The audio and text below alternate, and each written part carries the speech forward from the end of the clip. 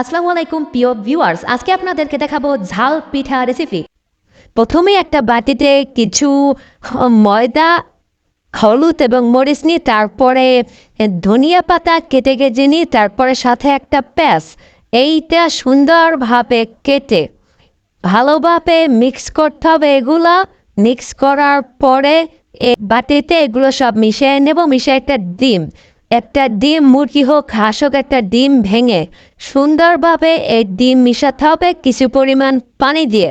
তারপরে এটা আলু ভর্তা যেরকম, এই ঠিক আলু ভর্তার মতো একটা গোল্লা বানাতে হবে। গোল্লা বানানোর পরে রুটি যেভাবে বেলা হয় ওইভাবে কিছু পরিমাণ ময়দা দিয়ে রুটি তৈরি করতে হবে।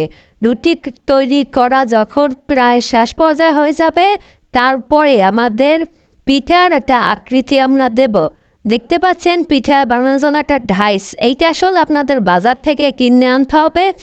আর এটা আনলে খুব সহজেই আপনি সুন্দর একটা ডিজাইন তৈরি করতে পারবেন। দেখেন এই আর একটা মেশিন, এই মেশিন দিয়ে আসলে পিঠা কাটা হয়।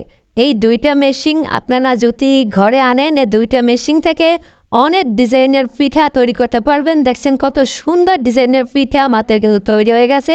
এখন গরম তৈলের ভিতরে আমরা পিঠা দিয়ে সুন্দরভাবে ভেজে তারপরে মুচমুচে করে এই পিঠা উঠিয়ে নেব। উঠানোর পরে পিঠা খাওয়ার জন্য আসলে তৈরি হয়ে যাবে। তারপরে পিঠা আপনি মন মতো করে খেতে পারবেন। আর এটা যদি সস দিয়ে খাওয়া হয় তাহলে কিন্তু অনেকটা সুস্বাদু হবে।